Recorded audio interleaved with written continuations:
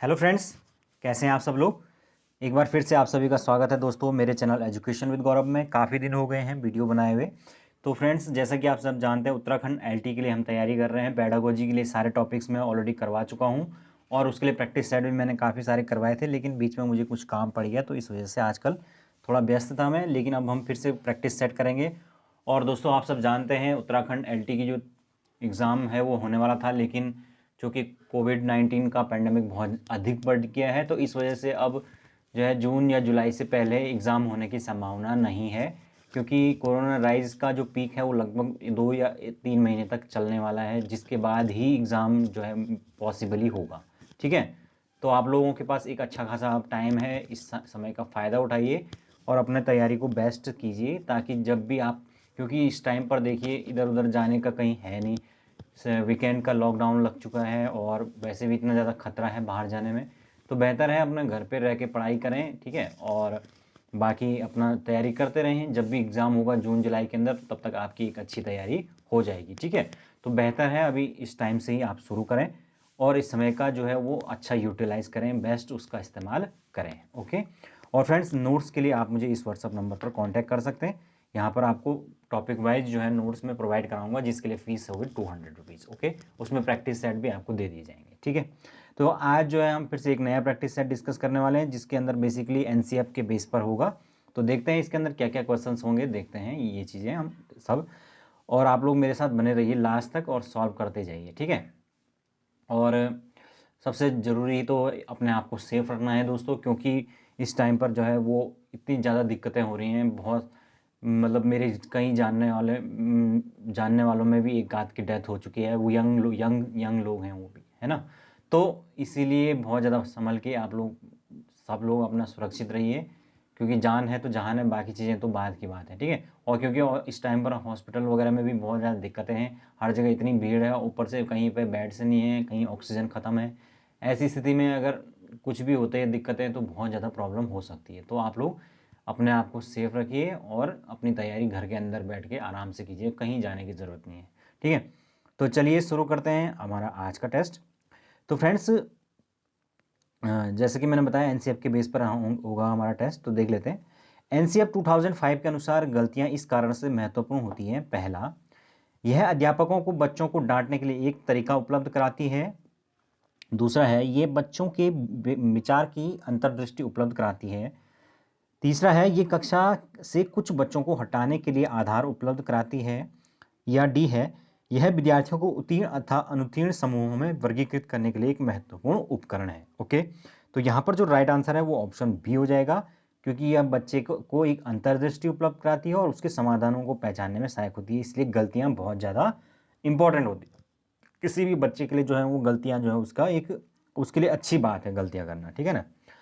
Next है, पाठ्यचर्या ऐसी हो जो पाठ्यपुस्तक के ज्ञान को पुनः प्रस्तुत करने के स्थान पर बच्चों को अपनी आवाज़ पाने, कार्य करने के लिए अपनी जिज्ञासा का पोषण करने, प्रश्न पूछने और जांच पड़ताल करने तथा अपने अनुभवों को बांटने तथा विद्यालय के ज्ञान के साथ जोड़ने में सक्षम बनाए। राष्ट्रीय पाठ्यचर्या रूपरेखा 2005 पृष्ठ संख्या 13 में इस पृष्ठभूमि में एक शिक्षक की प्राथमिक भूमिका क्या होनी चाहिए? तो यहाँ पर देखिए ऑप्शन क्या है। पाठ्यपुस्तक के अध्यायों को क्रमवार पूरा करना। बी है, एक यह सुनिश्चित करना कि शिक्षिका अच्छे प्रश्न पूछे और शिक्षार्थी अपना उत्तर पुस्तिका में लिखें। सी है, बच्चों में उनकी अपनी समझ और अपने ज्ञान को साझा करने के पर्याप्त अवसर देना। और डी है, बच्चों के अनुभवों को निरस्त कर पाठ्य पुस्तकों पर ध्यान केंद्रित करना। तो यहाँ पर राइट आंसर ऑप्शन सी हो जाएगा, बच्चों को उनकी समझ का अवसर प्रदान करना।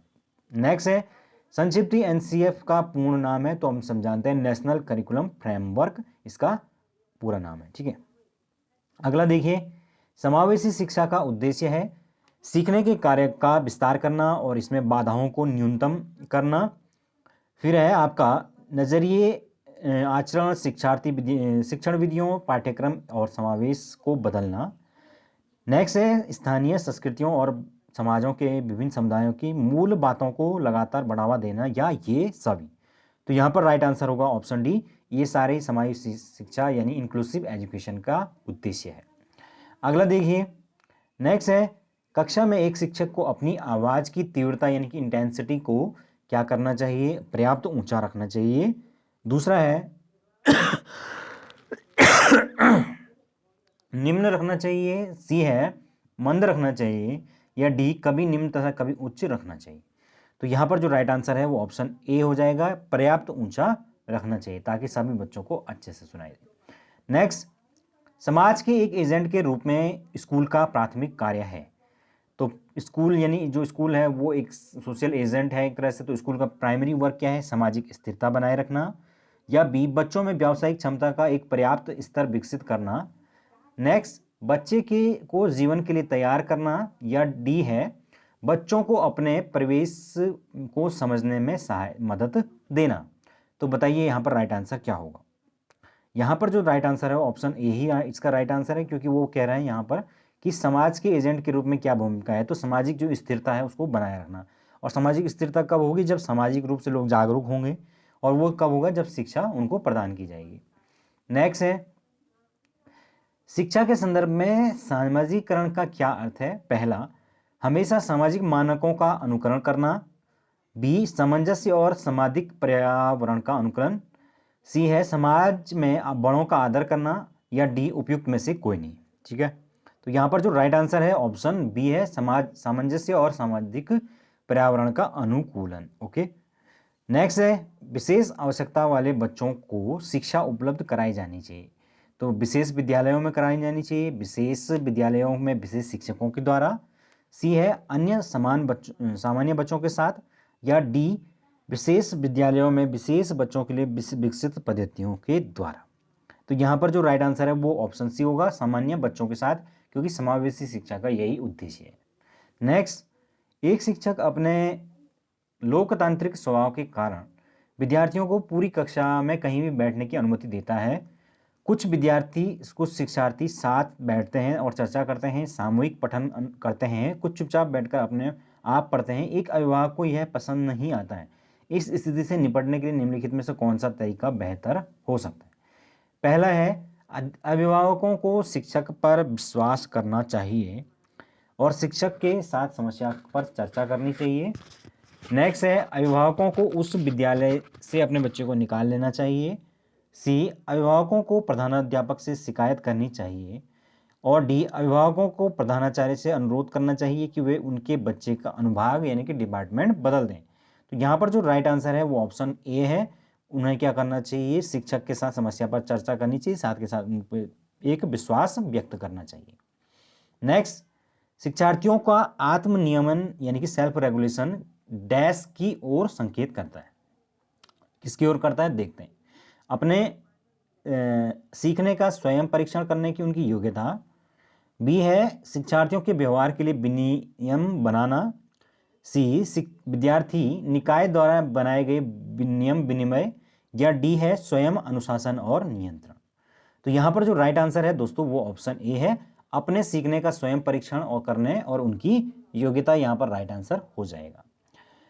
नेक्स्ट, शिक्षार्थियों को डैश के लिए प्रोत्साहित करना चाहिए, नहीं करना चाहिए, सॉरी, किस चीज़ के लिए नहीं करना चाहिए, कक्षा के अंदर और बाहर अधिक से अधिक प्रश्न पूछने के लिए, समूह कार्य में दूसरे शिक्षार्थियों के साथ सक्रिय रूप से अंतःक्रिया करने के लिए। सी है अधिक से अधिक पाठ्य सहगामी क्रियाओं में हिस्सा लेने के लिए, या डी जो शिक्षक जो प्रश्न पूछते हैं उन सभी प्रश्नों को याद करने के लिए। तो यहाँ पर जो राइट आंसर है वो ऑप्शन डी है, प्रश्नों को याद करने के लिए ये कोई तरीका नहीं होता है। ठीक है ना। अगला देखिए, समावेशी शिक्षा है। तो पहला क्या है, कक्षा में विविधता का उत्सव मनाती है। दूसरा, दाखिले संबंधी कठोर प्रक्रियाओं को बढ़ावा देती है। सी, तथ्यों की शिक्षा से संबंधित है, या डी है हाशिए पर स्थित वर्गों से शिक्षकों को सम्मिलित करने से संबंधित है।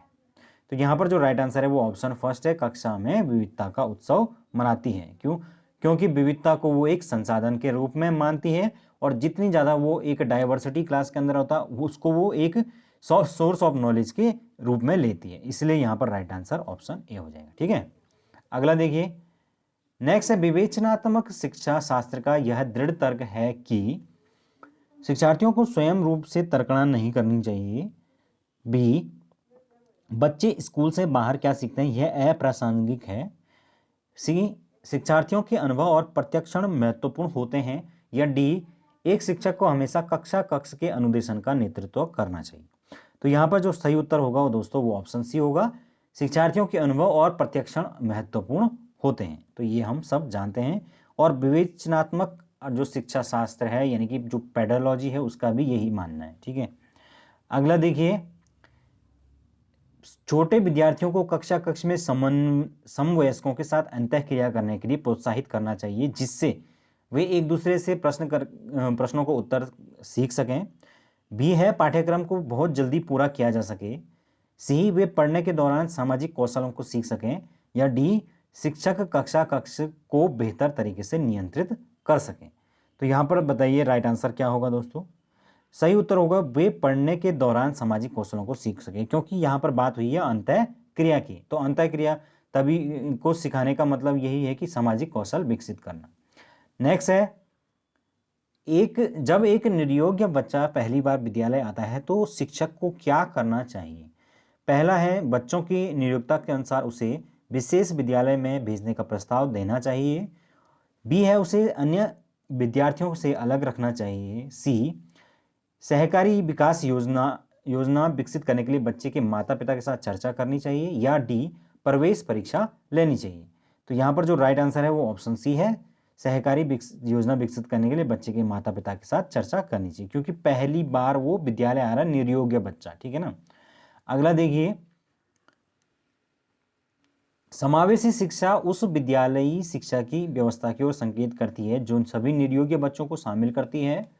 बी है, जो उनकी शारीरिक, बौद्धिक, सामाजिक, भाषिक तथा अन्य विभिन्न योग्यताओं स्थितियों को ध्यान में रखे बगैर सभी बच्चों को शामिल करती है।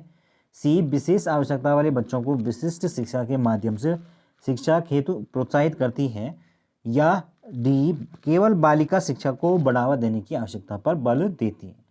तो यहाँ पर जो सही उत्तर होगा दोस्तों वो ऑप्शन बी होगा यहाँ पर, क्योंकि यहाँ पर इन सारी परिस्थितियों को के ध्यान दिए बगैर सभी बच्चों को समावेशन करती है। नेक्स्ट है, श्रवण ह्रास से ग्रसित जो बच्चे हैं कक्षा में सबसे मुख्य निराश यानी कि कुंठा का सामना करते हैं, यानी कि उनके अंदर कुछ हीन भावनाएं आती हैं, किस प्रकार की। तो पहला है, प्रस्तावित पाठ्य पुस्तक को पढ़ने की उनकी अक्षमता, खेलकूद में भागीदारी निभाने की अक्षमता, दूसरों का संप्रेषण करने तथा सूचनाओं को बांटने में अक्षमता, या दूसरे विद्यार्थियों के साथ परीक्षा देने में अक्षमता। तो यहाँ पर जो सही उत्तर है वो ऑप्शन सी है, क्योंकि वहाँ पर बात हो रही है किसकी, श्रवण ह्रास से संग्रसित बच्चे। तो इसलिए क्योंकि उनकी संप्रेषण यानी कम्युनिकेशन स्किल में कोई दिक्कत होती है, इसलिए वो हीन भावना का शिकार होते हैं। नेक्स्ट, एक शिक्षिका अपने शिक्षण में दृश्य श्रव्य सामग्रियों और शारीरिक गतिविधियों का प्रयोग करती है, क्योंकि वे शिक्षार्थियों को वैविध्य उपलब्ध कराते हैं। बी, इसमें अधिकतम इंद्रियों का उपयोग सीखने को संवर्धित करता है। सी है, ये शिक्षक को आराम देते हैं। या वे प्रभावी आकलन को सुगम बनाते हैं। तो यहाँ पर जो सही उत्तर है दोस्तों वो ऑप्शन बी हो जाएगा, अधिकतम इंद्रियों का उपयोग करने को संवर्धित करती है। नेक्स्ट है, जब एक शिक्षिका दृष्टिबाधित शिक्षार्थी को कक्षा के अन्य शिक्षार्थियों के साथ सामूहिक गतिविधियों में शामिल करती है तो क्या होता है फिर, यानी कि दृष्टिबाधित बच्चों को भी अगर पढ़ाया जा रहा है साथ में तो क्या हो सकता है। पहला देखिए, सभी विद्यार्थियों में दृष्टिबाधित शिक्षार्थी के प्रति सहानुभूति विकसित करने में मदद कर रही है। दृष्टिबाधित शिक्षार्थियों पर संभवतः तनाव बढ़ा रही है। सी है, कक्षा के लिए सीखने हेतु बाधाएं उत्पन्न कर रही है। या डी, समावेशी शिक्षा की भावना के अनुसार कार्य कर रही है। तो यहाँ पर जो राइट आंसर है वो ऑप्शन डी ही हो जाएगा, समावेशी शिक्षा की जो भावना है उसी के अनुरूप वो काम कर रही है, इसीलिए वो समावेशन कर रही है। पहला नेक्स्ट देखिए, समावेशी शिक्षा में शिक्षक की सबसे कम महत्वपूर्ण विशेषता कौन सी है। ओके, तो पहला है बच्चे के प्रति संवेदनशीलता, दूसरा विद्यार्थियों के लिए लगाव और धैर्य, सी विद्यार्थियों में की क्षमताओं का ज्ञान, और डी शिक्षण का सामाजिक आर्थिक स्तर। क्योंकि यहाँ पर बात रही है शिक्षक की सबसे कम महत्वपूर्ण विशेषता कौन सी है, तो सबसे समावेशी शिक्षा में शिक्षक की जो सबसे कम महत्वपूर्ण जो विशेषता है वो है ऑप्शन डी। हाँ, यही होगा, क्योंकि शिक्षा का सामाजिक आर्थिक स्तर जो है वो समावेशी शिक्षा में ऐसा कोई डायरेक्ट रोल प्ले नहीं करता है, ठीक है, इसलिए राइट आंसर डी हो जाएगा। अगला देखिए, समावेशी कक्षा में निम्नलिखित में से सबसे कम महत्वपूर्ण क्या है? प्रतियोगिता और ग्रेडों पर कम बल, बी है अधिक सहकारी और सहयोगात्मक गतिविधि, सी है विद्यार्थियों के लिए अधिक बल, या डी कोर्स को पूरा करने के लिए शिक्षकों द्वारा अधिक प्रयास। तो यहाँ पर बात हो रही है समावेशी कक्षा में सबसे कम महत्वपूर्ण क्या है। अगेन वही बात है जो पिछले क्वेश्चन में थी। तो यहाँ पर भी जो राइट आंसर है वो ऑप्शन डी है, क्योंकि यहाँ पर कोर्स को पूरा करने की बात हुई, तो ये एक कभी भी एक पॉजिटिव आंसर नहीं होता है, ठीक है। अगला देखिए, कक्षा में 3 बच्चे पोलियोग्रस्त हैं, खेल के क्लास में उन्हें क्या करना चाहिए? 3 बच्चे अगर पोलियोग्रस्त हैं तो खेल में मतलब किस प्रकार से उसका पार्टिसिपेशन होना चाहिए? पहला हो सकता है कि उन्हें एक कोने में बिठा दिया जाए ताकि वे खेल का आनंद ले सकें। दूसरा, अन्य बच्चों के साथ उचित खेलों में हिस्सा लेने की अनुमति दी जाए। तथा सी है केवल आंतरिक खेलों में हिस्सा लेने की अनुमति दी जाए। कक्षा के सभी विद्यार्थियों के साथ खेलने का जोर डालना चाहिए। तो यहाँ पर जो राइट आंसर होगा दोस्तों वो होगा ऑप्शन बी, ठीक है ना। बच्चों के साथ उचित उनको खेलों में हिस्सा लेना, मतलब हिस्सा लेने की अनुमति उनको दी जाए जिसमें वो लेना चाहते हैं या उनकी जिसमें इंटरेस्ट बन रहा है, जिसमें भी वो इंटरेस्ट ले मतलब हिस्सा ले सकते हैं उनमें लेना चाहिए, ताकि उनके अंदर मतलब उस तरीके की भावना ना आए, अलगाववाद की जो एक भावना है वो ना आए कि मैं बाकी बच्चों से अलग हूँ। अब यहाँ पर ऑप्शन डी भी सही है, लेकिन यहाँ पर उसमें जोर डालने की बात हुई तो जोर नहीं डाल सकते हैं। हालांकि ऐच्छिक रूप से हम उनको प्रोत्साहित कर सकते हैं। अगर प्रोत्साहन की बात होगी तो जरूर इसमें सही हो जाएगा। नेक्स्ट है, सफल समावेशन को निम्नलिखित की आवश्यकता होती है सिवाय क्षमता संवर्धन के। ऑप्शन बी है संवेदनशील बनाना, सी है पृथक्करण यानी कि सेपरेशन, और डी है अभिभावकों की भागीदारी।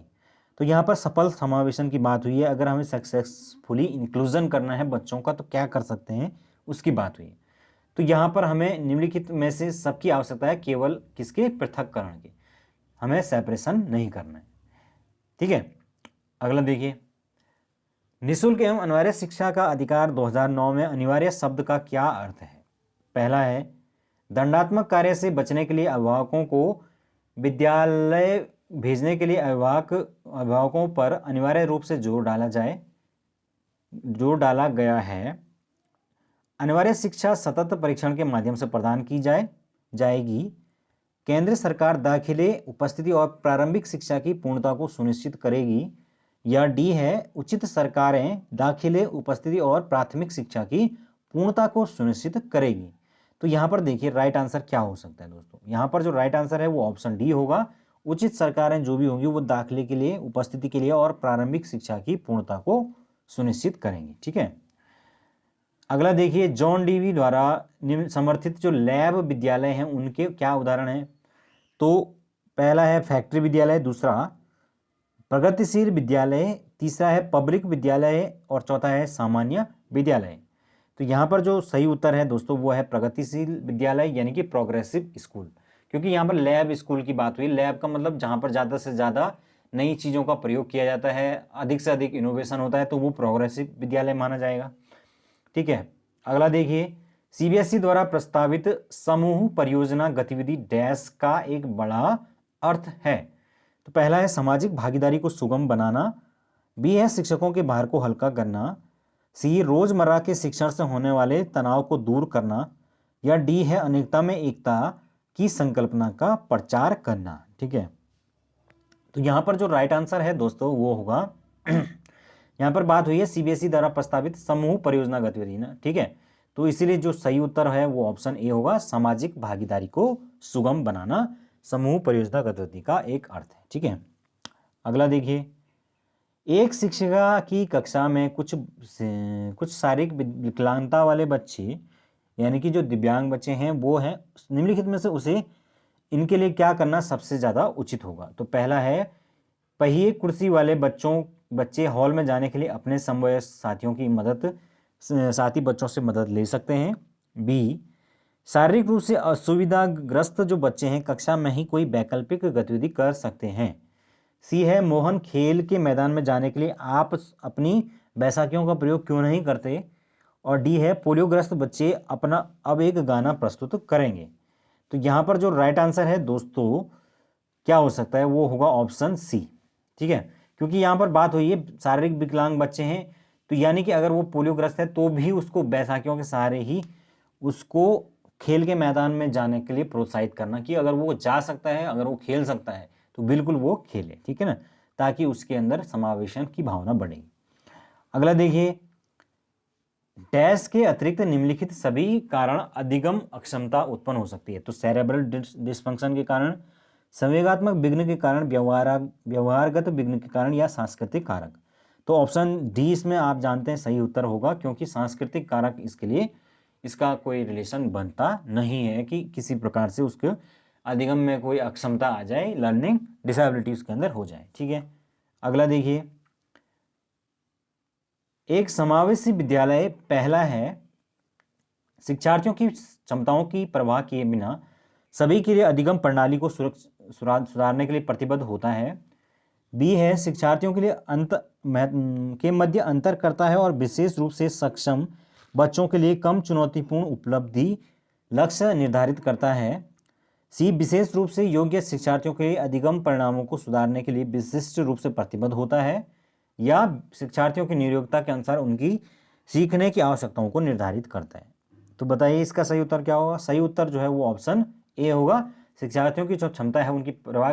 अच्छा, ये नहीं होगा दोस्तों, इसका ऑप्शन होगा ऑप्शन डी, शिक्षार्थियों की नियोक्ता के अनुसार उनके सीखने की आवश्यकताओं को निर्धारित करता है, क्योंकि यहाँ पर बात समावेशी विद्यालय की हुई है। नेक्स्ट, एक समावेशी विद्यालय डैश के अतिरिक्त निम्नलिखित सभी प्रश्नों पर मनन करता है। किस चीज पर? पहला है, क्या हम यह विश्वास करते हैं कि सभी शिक्षार्थी सीख सकते हैं? क्या हम अधिगम योग्य परिवेश की योजना बनाने और उसे प्रदान करने के लिए समूह में कार्य करते हैं? क्या हम विशेष बालक को बेहतर देखभाल उपलब्ध कराने के लिए उचित तरीके से उन्हें सामान्य से अलग करते हैं? या क्या हम विद्यार्थियों की विविध आवश्यकताओं को पूरा करने के लिए युक्तियां अपनाते हैं? तो यहाँ पर बात हो रही है कि समावेशी शिक्षा में इन सब के अलावा क्या बात हो रही है, सब मतलब केवल हमें वो ऑप्शन बात करनी है जो नहीं हो सकता है। तो यहाँ पर ऑप्शन सी राइट आंसर है, क्या हम विशेष बालक को बेहतर देखभाल उपलब्ध कराने के लिए उचित तरीके से उन्हें सामान्य से अलग करते हैं, क्योंकि यहाँ पर सामान्य से अलग करने की बात हुई है। अगला देखिए, निम्नलिखित में से कौन सी सर्वाधिक प्रभावशाली विधि हो सकती है जो आपकी इस अपेक्षा को पूरी कर सके कि वंचित विद्यार्थी आपकी भागीदारी द्वारा सफल हो सकें। ओके, तो यहाँ पर राइट आंसर क्या होगा, आप उनकी सफलता हेतु उनकी क्षमता में विश्वास को अभिव्यक्त करें। दूसरा है, पढ़ाए जाने वाले विषय में आप अपनी रुचि विकसित कर सकें। सी है, अपने लक्ष्य को महसूस करने के लिए बच्चों की अन्य बच्चों से तुलना करते रहना। और डी, इस बात पर बल देना कि आपकी उच्च अपेक्षाएं हैं। तो यहाँ पर जो सही उत्तर है वो ऑप्शन ए हो जाएगा, आप उनकी सफलता हेतु उनकी क्षमता में विश्वास को अभिव्यक्त करें, क्योंकि सबसे महत्वपूर्ण होता है कि उनके ऊपर विश्वास जताना ताकि उनकी भागीदारी सुनिश्चित हो सके। ठीक है, अगला देखिए, विद्यार्थियों में समावेशन मुख्यतः केंद्रित होता है किस चीज पर होता है? पहला देखिए, विशिष्ट श्रेणी वाले बच्चों के लिए सूक्ष्म प्रावधानों के निर्माण पर। बी है, केवल निर्योग्य छात्रों की आवश्यकताओं को पूर्ण करने पर। सी, संपूर्ण कक्षा की कीमत पर निर्योग्य बालकों की आवश्यकताओं को पूरा करने पर। या ऑप्शन डी देखते हैं क्या है, विद्यालयों में निरक्षर अभिभावकों की शैक्षिक आवश्यकताओं पर। तो यहाँ पर जो राइट आंसर होना चाहिए वो ऑप्शन कौन सा होगा? ऑप्शन ए राइट आंसर हो जाएगा। यहाँ पर देख लेते हैं ऑप्शन ए में क्या था, विशिष्ट श्रेणी वाले बच्चों के लिए सूक्ष्म प्रावधानों के निर्माण पर, क्योंकि मेन तो यही बात है कि जो बच्चा है उसको समावेशन करना है, लेकिन उसके लिए कुछ अलग से प्रावधानों का भी निर्माण करना है। ठीक है, अगला देखिए, वंचित विद्यार्थियों के साथ व्यवहार करने के संदर्भ में अध्यापक अध्यापिकाओं को निम्नलिखित मूल्यों में से किसमें विश्वास व्यक्त करना चाहिए? तो पहला है, छात्रों की सफलता हेतु व्यक्तिगत उत्तरदायित्व। दूसरा है, समुचित जो व्यवहार है उसकी उच्च अपेक्षाएं। सी है, विद्यार्थी से किसी प्रकार की मांग ना होना। या डी, विद्यार्थियों द्वारा स्वीकृति हेतु आघातात्मक व क्रोध का प्रयोग करना। तो बताइए इसका सही उत्तर क्या होगा दोस्तों। इसका जो राइट आंसर है वो ऑप्शन ए है, छात्रों की सफलता हेतु व्यक्तिगत उत्तरदायित्व। ठीक है ना, तो ये वंचित विद्यार्थियों के व्यवहार के संदर्भ में है। ठीक है, अगला देखिए, सीखने में असक्त बच्चों के संदर्भ में तत्काल संबद्धता प्रदान करना, सहयोग पर बल देना तथा गैर अधिगमनात्मक तकनीकी जैसे तत्काल सूचनात्मक बुद्धिपरक गवेषणा तथा सामग्री प्रबंधन का उत्तोलन निम्नलिखित में से किस प्रारूप से संबंध है। तो यहाँ पर ये क्वेश्चन थोड़ा बहुत ही टफ लैंग्वेज में है, तो इसका राइट आंसर है अंतः स्थापित अधिगम। ठीक है ना, अंतः स्थापित का मतलब होगा जो पहले से ही स्थापित है। नेक्स्ट है, एक समावेशी कक्षा वह है जहां तक आकलन की पुनरावृत्ति होती रही है जब तक प्रत्येक अधिगमकर्ता न्यूनतम श्रेणी को प्राप्त न कर ले। बी है, विद्यार्थियों का भार कम करने के लिए अध्यापक केवल अनुमोदित पुस्तकों से ही पढ़ाते हैं। सी, समस्याओं का अधिकाधिक समाधान करने की संभावना की दृष्टि से बच्चों की सक्रिय भागीदारी रहती है। या डी, अध्यापक प्रत्येक अधिगमकर्ता के लिए वैविध्यपूर्ण व सार्थक अधिगमनात्मक अनुभव हेतु परिवेश का निर्माण करते हैं।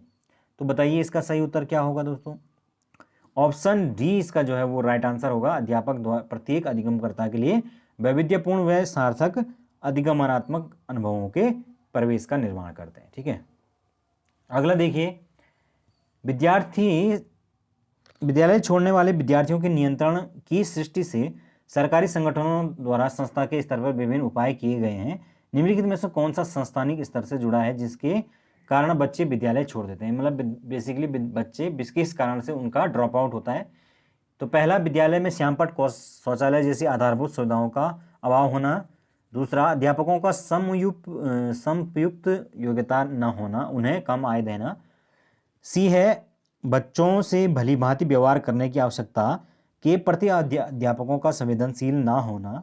या डी है, जो बच्चे अनिवार्य पाठ्यचर्या को स्वीकार नहीं कर पाते हैं उनके लिए वैकल्पिक पाठ्यचर्या का न होना। तो यहाँ पर जो राइट आंसर है वो ऑप्शन डी है। ठीक है ना, क्योंकि अनिवार्य रूप से जो पाठ्यचर्या करिकुलम है वो है उसी को स्वीकार करना है। अगर वो उसको नहीं कर पाते हैं या उसमें वो कंफर्टेबल नहीं है उसके लिए, या उनको वो चीज़ समझ में नहीं आती, तो उनके लिए कोई वैकल्पिक व्यवस्था ही नहीं है। इस कारण से वो विद्यालय छोड़ने को मजबूर है। हालांकि और कारण भी ये सही हैं, लेकिन ये सबसे ज़्यादा प्रमुख कारण है। अधिगम अक्षमताएं, पहला है, वस्तुपरक तथ्य तथा संस्कृति इनमें कोई भूमिका नहीं है। बी है, पठन अक्षमता के पर्याय हैं। सी, सामान्य तथा उससे अधिक बुद्धि लब्धांक वाले बच्चों में भी पाई जाती है। या डी, समय व हस्तक्षेप के स्वरूप की उपेक्षा करते हुए भी अपरिवर्तनशील नहीं होती है। तो यहाँ पर जो राइट आंसर है वो ऑप्शन सी है, सामान्य या उससे अधिक बुद्धि लब्धि यानी IQ वाले बच्चों में भी अधिगम अक्षमताएं हो सकती हैं। ठीक है, अगला देखिए, सभी के लिए विद्यार्थियों में सभी की शिक्षा निम्नलिखित में से किसके लिए प्रचार वाक्य हो सकता है। तो पहला है सशक्तिशील, दूसरा समावेशी, तीसरा संयोगात्मक या पृथक शिक्षा। तो ऑप्शन बी इसमें सब जानते हैं राइट आंसर होगा। अगला देखिए, एक बच्चे की कॉपी में लिखने में विपरीत छवियां, दर्पण छवि आदि जैसी गलतियां मिलती हैं। इस प्रकार का बच्चा लक्षण प्रदर्शित करता है। तो पहला है अधिगम में असक्तता के, दूसरा अधिगम में कठिनाई के, तीसरी है अधिगम में समस्या के, या चौथा अधिगम में असुविधा के।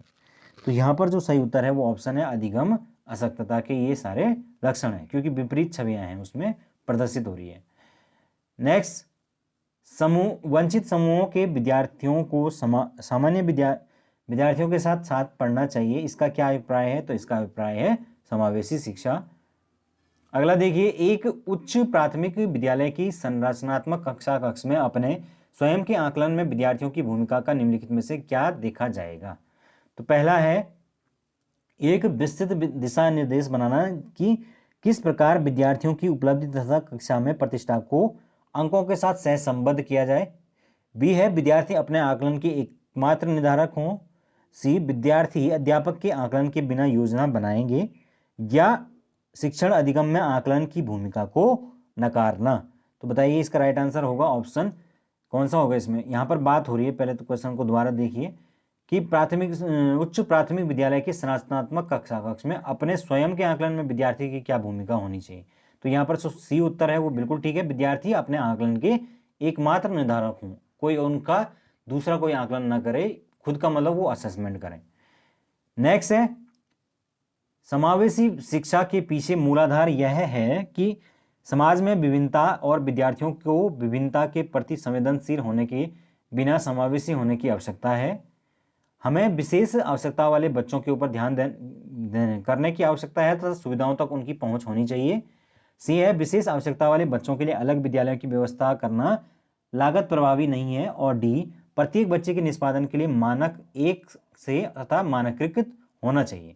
तो यहाँ पर जो सही उत्तर है वो ऑप्शन ए है, क्योंकि समाज में विभिन्नता है और विद्यालयों को विभिन्नता के प्रति संवेदनशील होना ही चाहिए। यही समावेशी शिक्षा का मूलाधार है। अगला देखिए, एक अध्यापिका समाज के वंचित वर्गों से आए बच्चों की आवश्यकताओं के प्रति प्रभावशाली तरीके से प्रतिक्रिया निम्नलिखित तरीके से दे सकती है। तो अगर वंचित वर्ग से बच्चे आए तो क्या हो सकता है? अन्य बच्चों को वंचित वर्गों से आए बच्चों के साथ सहयोग करने के लिए कहना तथा विद्यार्थियों के तरीकों को सीखने में उनकी सहायता करने के लिए कहना। बी है, विद्यालयी व्यवस्था एवं स्वयं के उन तौर तरीकों के बारे में विचार करना जिससे पक्षपाती एक रूढ़िबद्धता झलकती है। सी है, उनके प्रताड़ित होने के अवसरों को कम करने के लिए यह सुनिश्चित करना कि बच्चे आपस में अन्योन्य क्रिया न करने का मौका न पाएं। या वंचित वर्ग से आए बच्चों को विद्यालय के नियमों एवं अपेक्षाओं के प्रति संवेदनशील बनाना ताकि वे उनका अनुपालन करें। तो यहाँ पर जो ऑप्शन जो है बात हो रही है कि के प्रति वंचित वर्गों के प्रति क्या प्रतिक्रिया हो सकती है। तो सबसे इंपॉर्टेंट है कि यहाँ पर बी जो ऑप्शन है वो बिल्कुल सही है, विद्यालय में उन तौर तरीकों के बारे में विचार करना जिनसे पक्षपात एक रूढ़िबद्धता झलकती है, यानी कि जो एक स्टीरियोटाइप बना हुआ है किसी चीज़ को लेकर या उनको लेकर, वंचित वर्गों को लेकर उनको तोड़ना है, सबसे जरूरी वो है। ठीक है ना। अगला देखिए, इनमें से कौन सी अधिगम अशक्तता वाले बच्चों की विशेषता है? तो 50 से नीचे का IQ। बी है, अन्य बच्चों को धमकाना और आक्रामक कार्यों में लगे रहना। सी, एक ही प्रकार की गत्यात्मक क्रिया को बार बार दोहराना या धारा प्रवाह रूप से पढ़ने या शब्दों में पर पलट जाने में कठिनाई। तो यहाँ पर ऑप्शन डी जो है राइट आंसर होगा, ये अधिगम की अशक्तता मानी जाती है। अगला देखिए, समावेशी शिक्षा मानती है कि हमें डैश को डैश के अनुरूप बदलना है।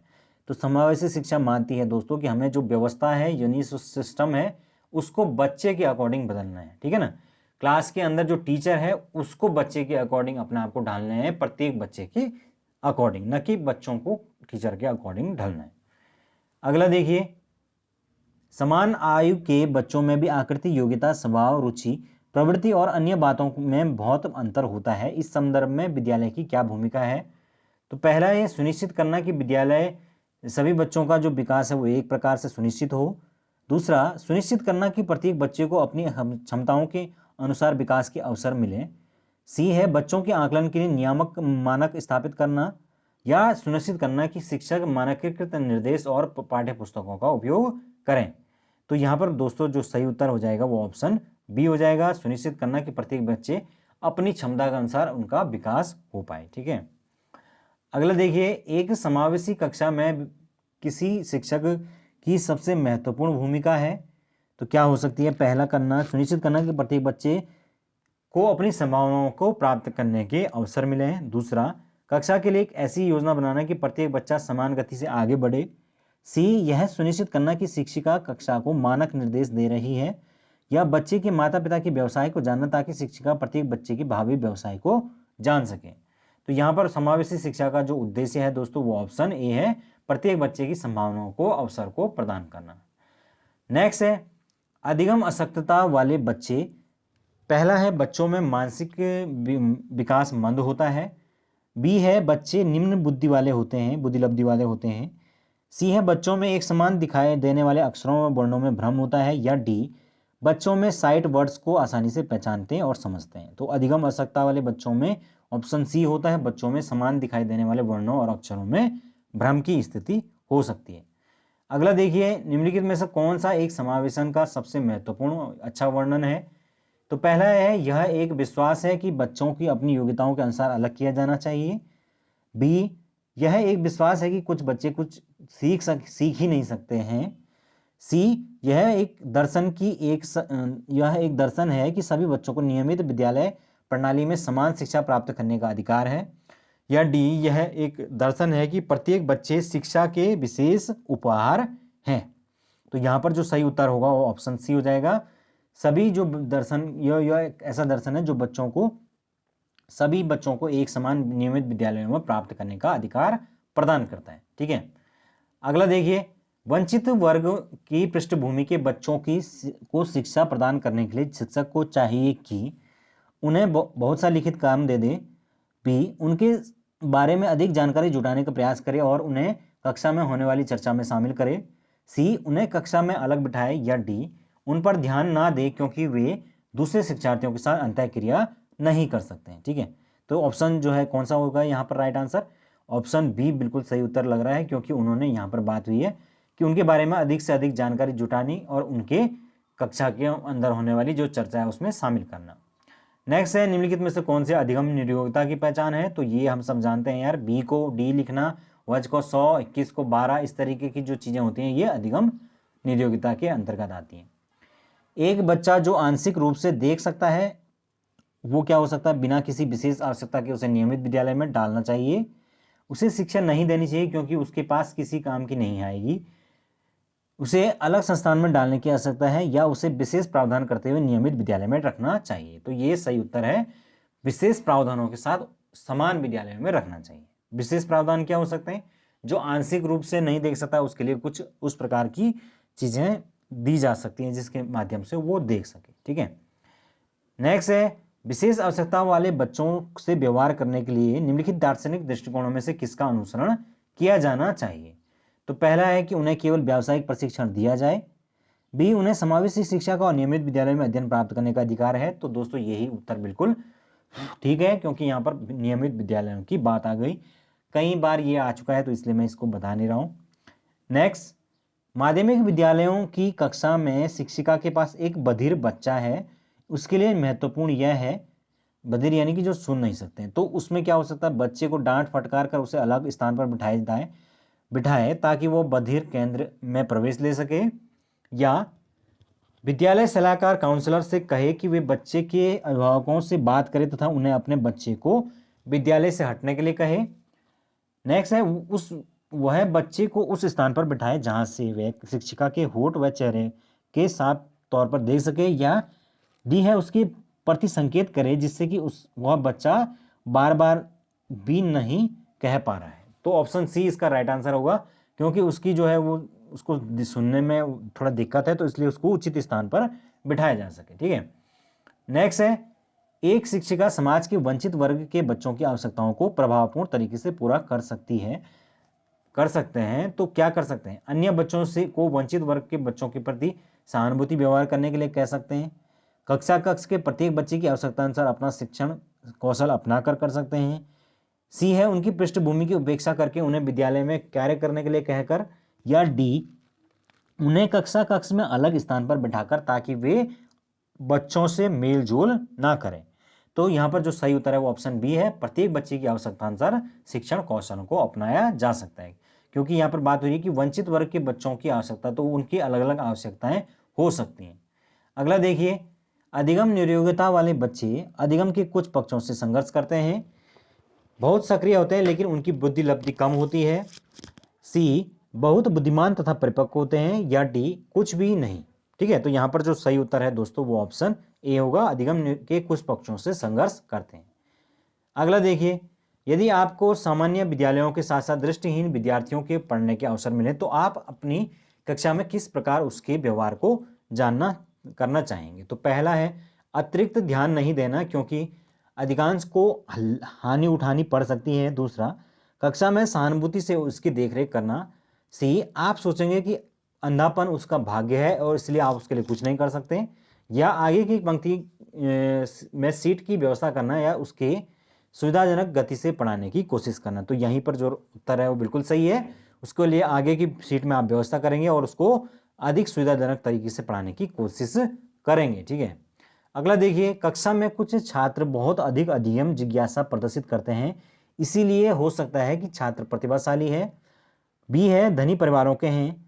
सी, बनावटी व्यवहार करते हैं या कक्षा में उद्विग्नता पैदा करते हैं। तो यहाँ पर जो सही उत्तर है वो ऑप्शन ए है, प्रतिभाशाली बच्चा हो सकता है क्योंकि वो अधिगम में अत्यधिक जिज्ञासा प्रदर्शित कर रहे हैं। ठीक है, तो ये था दोस्तों हमारा आज का डिस्कशन। आई होप आप लोगों को समझ में आया होगा। ठीक है, तो इसी तरीके से बने रहिए मेरे साथ और वीडियोस को लाइक कर दीजिए, नए हैं तो चैनल पर सब्सक्राइब कर लीजिए। ठीक है, thank you so much, have a good day.